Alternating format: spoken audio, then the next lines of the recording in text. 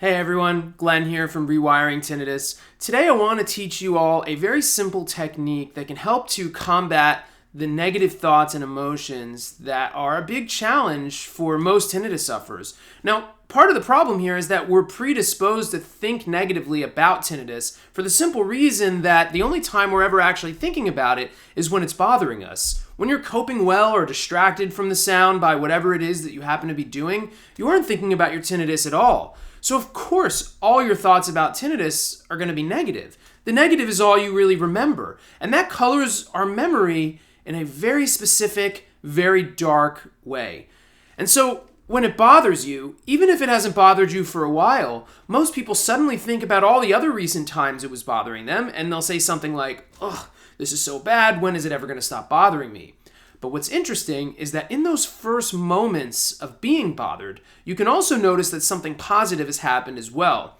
And that can force a kind of radical change in perspective that will make it a lot easier to cope with that difficult moment.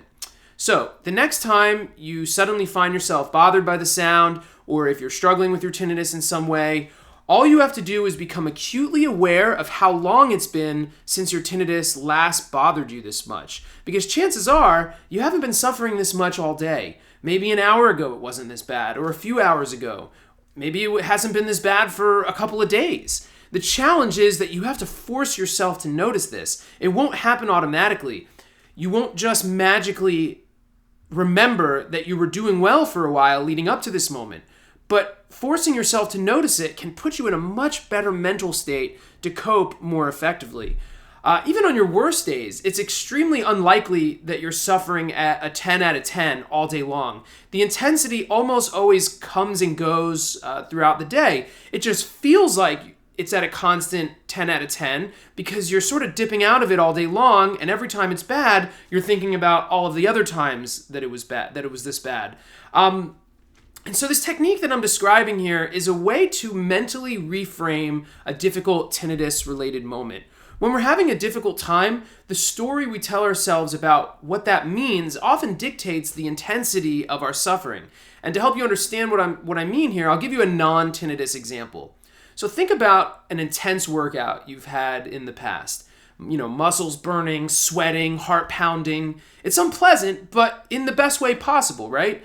Now imagine waking up in the middle of the night, but feeling those exact same physical sensations of that very workout. You'd probably call 911 and rush to the hospital. Same exact physical sensations, but a different story, a different mental frame. During the workout, you feel great, but in the middle of the night, you probably think you're having a heart attack. In one situation, you aren't suffering at all. In the other, you're suffering in the worst way imaginable. And so this sort of problem occurs, and this sort of storytelling occurs in all facets of our life. So the next time you have a difficult tinnitus-related moment and suddenly notice that it's bothering you more than it was previously, give this mental reframing technique a try. And it may not be enough to actually turn around that difficult moment, but it will put you in a better mental state, so whatever coping tools you use next can be more effective.